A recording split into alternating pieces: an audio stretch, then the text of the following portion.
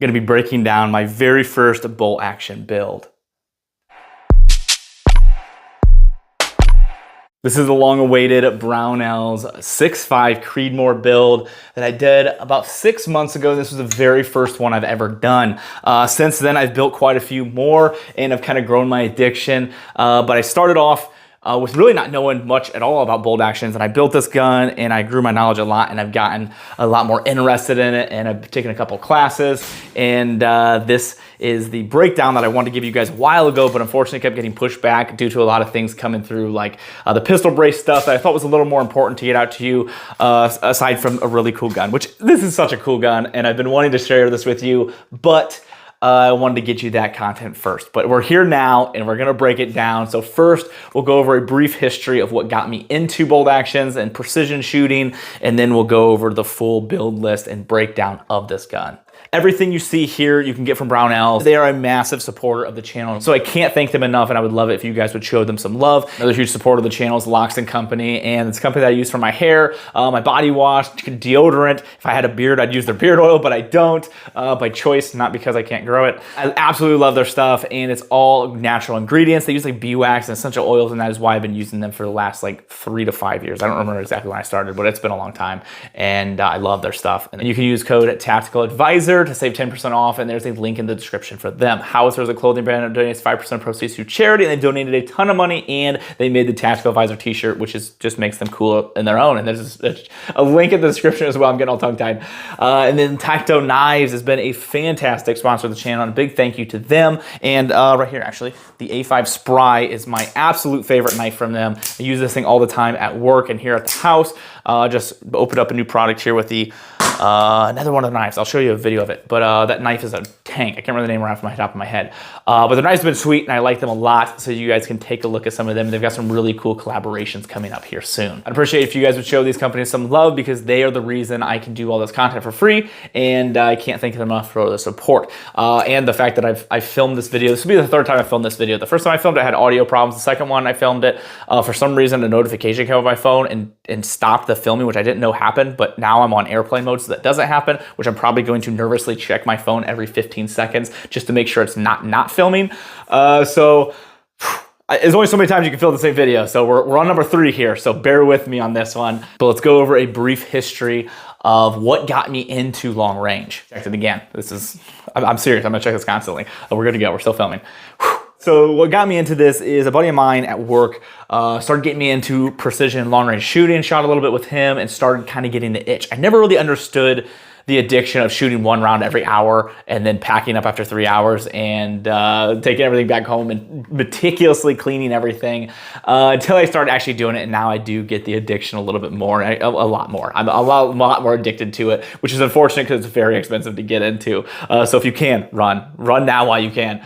No, I'm kidding. It is a very fun thing to get into. And I got a hold of Brownells, and we decided to build this rifle and kind of be an intro to bolt action and precision shooting. It's been fantastic. Had a lot of fun with this rifle. I learned a lot with this rifle that got me into building more guns, which I built probably about 8 more bolt actions since then, which I'll show you some B-roll of all the different ones that I've done. Kind of doing like what I do with ARs, where I kind of just experiment and try different things and kind of push the boundaries, honestly, sometimes. But I've been having a lot of fun with doing those builds. So then I went to a week-long SWAT sniper school, and I learned a ton there, and that really kind of blew up my addiction with it. And ever since then, I've been really into the precision side of things and learning as much as I can. So now that we broke that down, let's do what everyone's here for, and the actual breakdown of the gun and all the parts that I chose. Now, when I built this was a while ago. It was my very first gun. So now I would probably choose a couple different things if I were to rebuild it right now. But since this was my very first gun, I'll never change this just because it kind of has more sentimental value.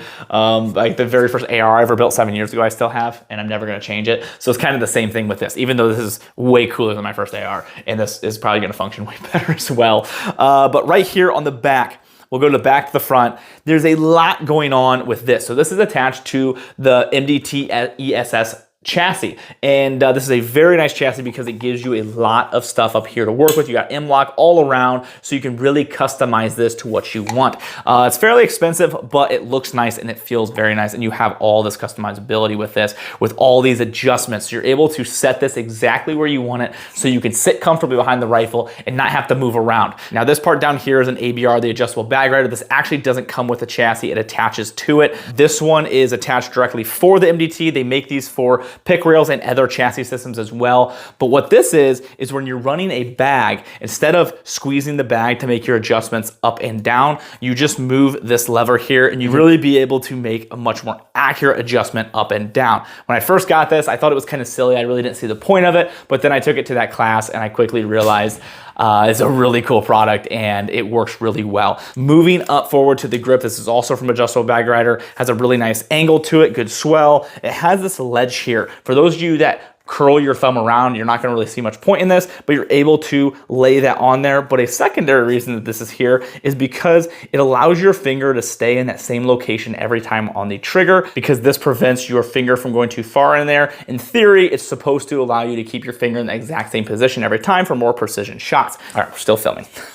Gosh, so irritating. Moving over to the trigger, this is a Diamond Trigger Tech flat face trigger, and it's been good. It's super nice, very crisp, very lightweight, and I like it. It's simple and it looks nice on this rifle. Very easy to install, it's just a drop in.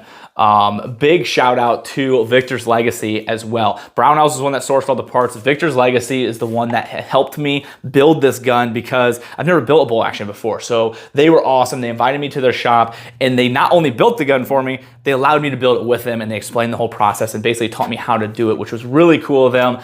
And they're the ones that actually did a lot of the Cerakote of my projects in the past. They were the ones that built a lot of my guns 2 years ago. Basically every rifle that I built was built by them, just because when we were in the moving process, moving here to the new house, a lot of my stuff was in boxes for shipping to be able to move back here. So we didn't have anything for me to be able to build guns at the time. So Victor's Legacy was amazing and took all those upon themselves and built all those guns for me. So if you guys are ever looking for gunsmithing, Cerakote, a lot of work, and they have an awesome shop as well. Highly recommend them. They're a great group of people and a phenomenal company. And I really appreciate the things they did for me through that time, and the things they continue to do for me, and their support. So you'll see some B-roll of me at the shop and helping me put it together, which is really neat. So moving up here to the Christensen arm barrel, this is a 22-inch 1-in-8 twist 6.5 Creedmoor.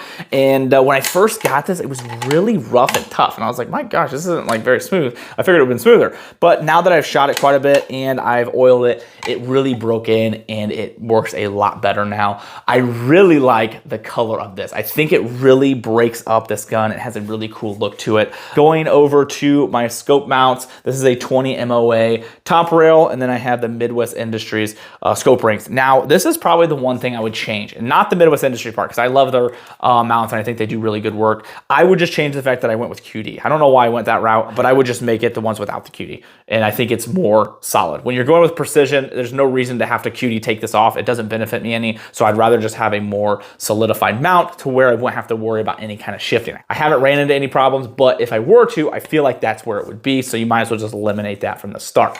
Moving up, this is a Brownells MPO 5x25 scope, and honestly, it just makes sense because this is the Brownells 6.5 Creedmoor build to have this up there. They do have a lot of other styles as well. They have a LPVO, which I have on the lever gun, and some other scopes if you're interested in picking one up for yourself. Moving down, this is the B&T Atlas Bipod.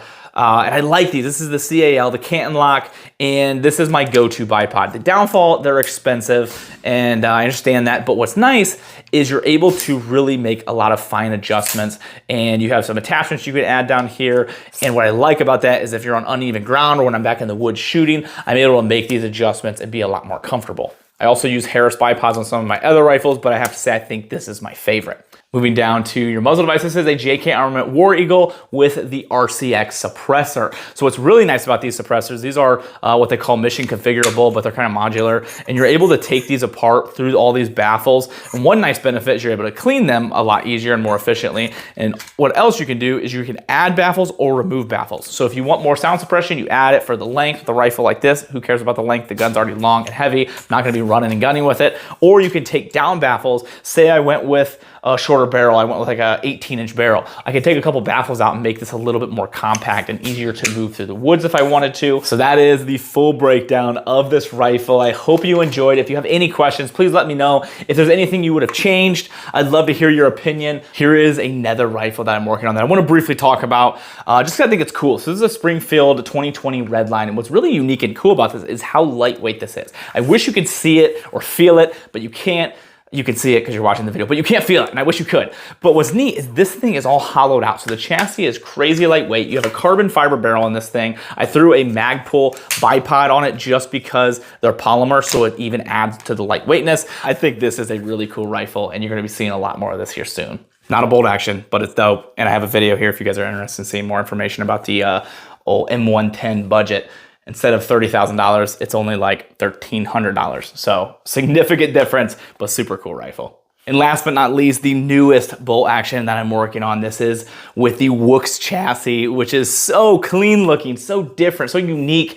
You've got that wood grain on this that you can customize and kind of make your own. And this thing, it's a good looking rifle. So I've got the MDT bipod. Never used this one before, so this is new as well. So something I'm trying out.